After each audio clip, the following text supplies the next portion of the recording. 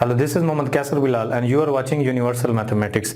Student, आज की इस वीडियो में हम बात करेंगे कि किस तरह से जो है हम एक्सरसाइज 2B को सॉल्व करते हैं। और यहाँ पे मैंने बुक की जो यहाँ पे पिक ली है, तो यहाँ पे इससे पहले अगर आपने हमारे चैनल को सब्सक्राइब नहीं किया तो सब्सक्राइब कर लें और साथ ही बेल आइकन को भी क्लिक कर दें ताकि आने वाली हर वीडियो आप तक पहुंच सके। गौर करें तो 512 ऐसा समझें, यहाँ पे ए लिखा हुआ है, उसके बाद 205 तो ऐसा समझें ये बी लिखा हुआ है। अब राइट साइड पे पहले बी आना है, तो बी पे यहाँ पे कुछ नहीं लिखा हुआ, तो आपने क्या करना है, बी पे आपने 205 अपनी तरफ से यहाँ पे लिख लेना है, यानी कि 205।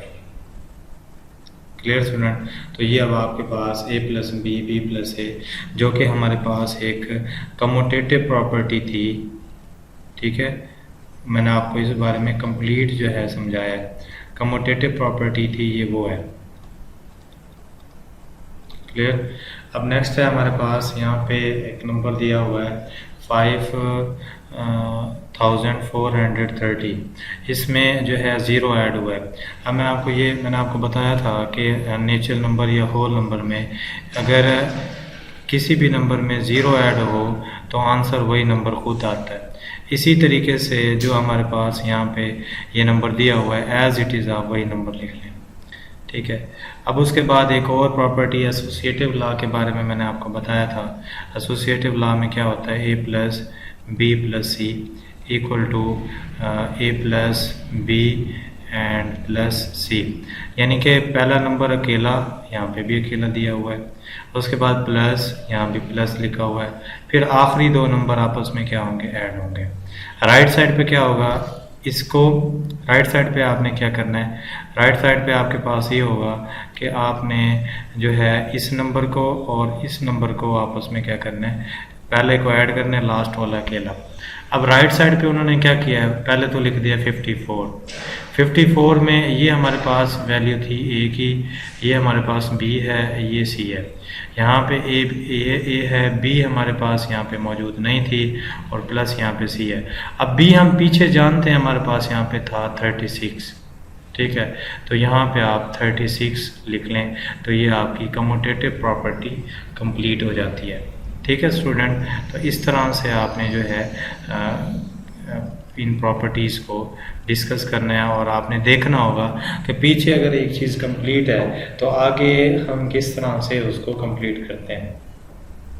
अब यहाँ पे एक मोस्ट इम्पोर्टेंट MCQs और है कि state the whether following are true और false. The sum of two even whole number is even. दो आप इवन नंबर लें, इवन नंबर कौन से होते हैं, इनको 2 पे डिवाइड करा सकें, वो कम्प्लीटली डिवाइड हो जाएं, रिमाइंडर ना बचे। तो यहाँ पे मैं 4 प्लस 8 करवाता हूँ तो मेरे पास 12 आता है। तो 12 भी तो बेसिकली इवन है। तो ये अब आपके पास, आप इसको याद रखेंगे कि जब दो इवन नंबर्स को आपस में ऐड करते हैं तो आंसर जो आपका आता है वो भी इवन आता है। एक बार उसकी एग्जांपल मज़ीद मैं आपको प्रोवाइड कर देता हूँ। यानी कि मैं नंबर यहाँ पे कंसीडर करता हूँ 5 तो इवन नहीं है। ठीक है, यहाँ पे मैं जो है कंसीडर करता हूँ 24 प्लस 6। अब देखो दोनों इवन है, 2 पे कम्प्लीटली डिवाइड होते हैं, इनका आंसर आता है 30। अब 30 अगर आप गौर करें ये 2 का डिविजिबल है। ठीक है, 30 को डिवाइड करें तो 15 आ जाता है, तो ये कम्प्लीटली डिवाइड हो गया। तो जब हम कोई दो इवन नंबर्स को आपस में ऐड करते हैं, ठीक है, तो बनने वाला नंबर भी आपके पास क्या होता है, इवन होता है। ये आपने याद रखना। नेक्स्ट ये है the sum of two odd whole number is odd. वो कहते हैं जी आप ये बताएं कि जब दो होल नंबर्स को आप आपस में ऐड करते हैं, ऑड नंबर्स को, ठीक है, द सम ऑफ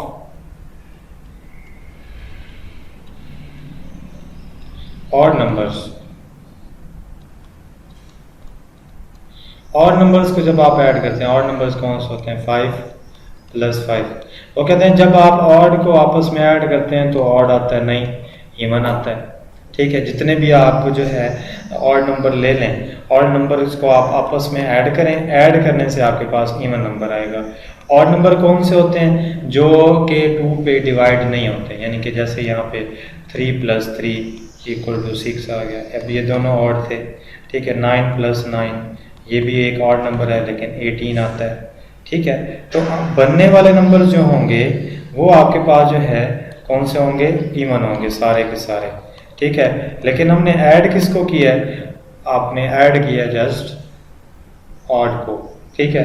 तो हमने ये सीख लिया कि जब आप ऑड प्लस ऑड करेंगे तो आपके पास आंसर आएगा इवन। Clear student. और जब आप इवन प्लस इवन करेंगे तो आपके पास आंसर आएगा इवन, ठीक है। ये ब्यूटी है इवन की। नेक्स्ट हमारे पास ये है कि अगर आप स्टेटमेंट को अगर हम डिस्कस करते हैं तो उसमें हमारे पास जो है जो पूछा गया है the sum of one even and one odd. देखें, जब हम किसी इवन नंबर में ऑड नंबर को ऐड करते हैं तो हमारे पास ऑड नंबर बनता है। अब इसकी एग्जांपल देखें, 4 में आप 1 ऐड करें, 4 आपके पास इवन है, 1 आपके पास ऑड है, तो आंसर आपके पास क्या है 5, और 5 आपके पास ऑड है। तो इस तरह से जब भी कोई भी नंबर आप ले लें, आप जी ले लें, हम एक कंसीडर करता हूँ 4 में मैं जो है ऐड करता हूँ 9, लेकिन एक इवन है एक ऑड है, ठीक है। तो क्या होगा 13 आएगा, 13 भी आपके पास ऑड है। तो आज के इसमें ये भी हमने देख लिया कि जब हम जो है दो नंबर आपस में ऐड करते हैं, अगर एक उसमें इवन है और एक ऑड है तो बनने वाला नंबर जो है आपके पास ऑड होगा, लेकिन यहाँ पे क्योंकि इवन लिखा हुआ है तो इस वजह से जो है कि ये फॉल है, इसको हम फॉल कंसीडर करेंगे।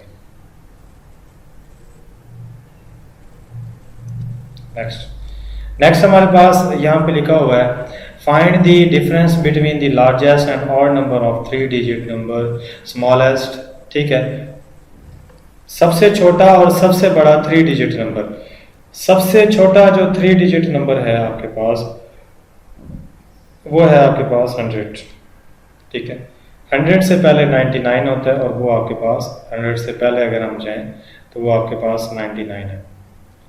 और यहाँ से ग्रेटेस्ट नंबर जो है 999, इससे आगे आप जाते हैं तो वो आपके पास 1000 होता है जो कि आपके पास 4 डिजिट है, ये आपके पास 3 डिजिट है, ये आपके पास 3 डिजिट है, ठीक है।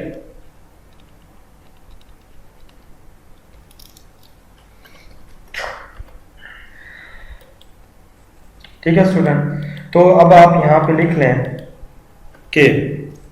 कि जो आपके पास 3 डिजिट नंबर है वो आपके पास 100 है स्मॉलेस्ट, और ग्रेटेस्ट 999, ठीक है। अब उसके बाद क्वेश्चन नंबर 4 अगर आप डिस्कस करें, इसमें अब हम देखते हैं कि क्या पूछा गया है हमसे।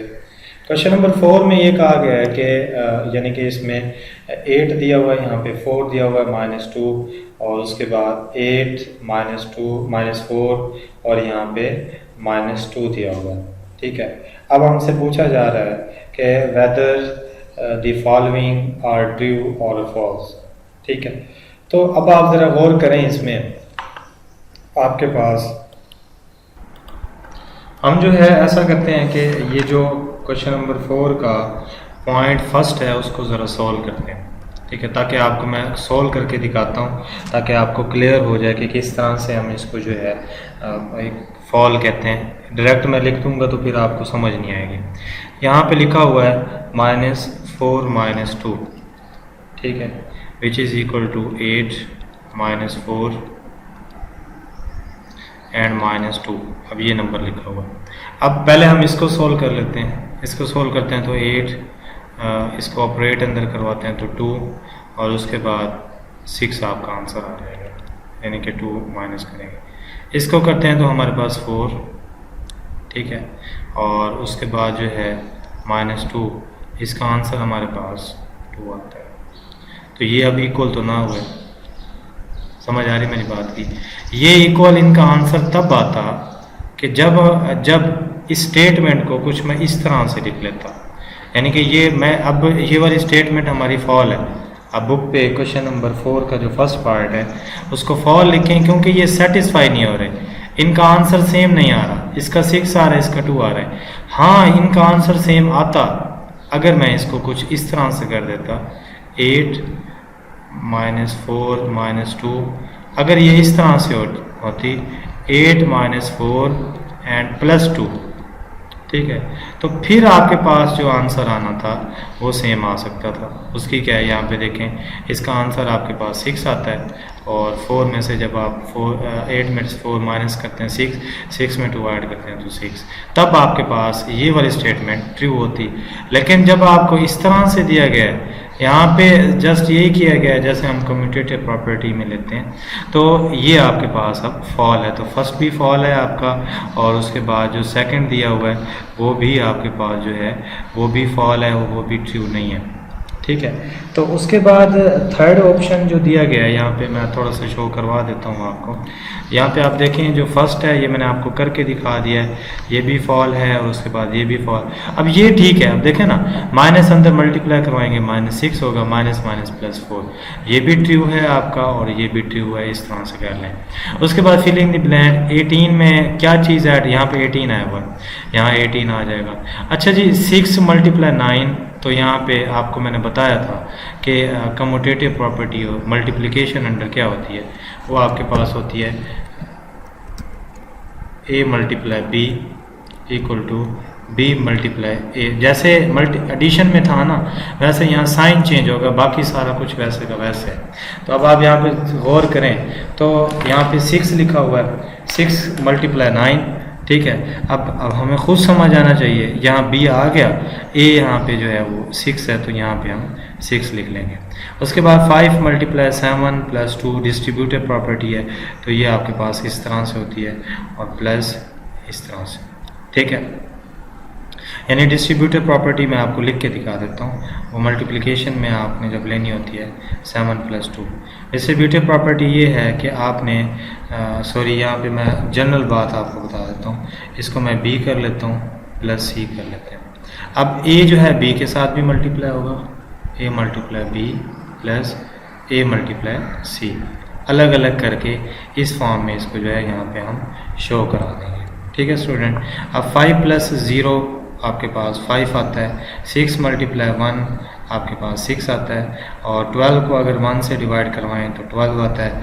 10 है = 0, अब इसको 0 बनाना है तो 12 को 0 पे डिवाइड करवाएं, 0 को यहाँ =0, यहाँ कुछ नहीं लिखा हुआ तो यहाँ पे आप 0 लिख लें। इस तरह से हम इस एक्सरसाइज को सॉल्व करेंगे।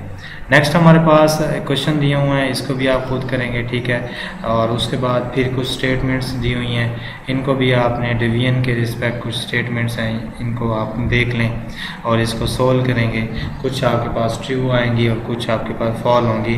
जो आपके पास बोर्ड मैथ्स है उसको यूज़ करते हुए या मैथमेटिकल एक्सप्रेशन जितने भी हैं रूल्स को फॉलो करते हुए आप क्वेश्चन नंबर 7 भी खुद करें और आपको समझ आ जाएगा। यानी कि 3 × 4 आपका 12 होगा, 12 में 1 ऐड करेंगे तो आपके पास जो है ये 13 हो जाएगा, लेकिन राइट साइड पे आपके पास 15 हो रहा है तो ये फॉल है। जस्ट आपने लेफ्ट हैंड साइड और राइट हैंड साइड को आपने सॉल्व करना है, ठीक है, बेसिक मैथमेटिक्स की टेक्निक्स यूज़ करते हुए, ठीक है। तो आप इसको इजीली सॉल्व कर सकते हैं। तो ये आज का एक लेक्चर था जिसमें मैंने आपको कंप्लीट इंफॉर्मेशन प्रोवाइड की है एक्सरसाइज 2B की, और इसको आपने खुद करना है। उसके बाद मल्टीपल चॉइस क्वेश्चंस हैं, इसको भी आपने खुद करना है, कोई इतना ज़्यादा मुश्किल नहीं है, आप खुद कर सकते हैं, ठीक है।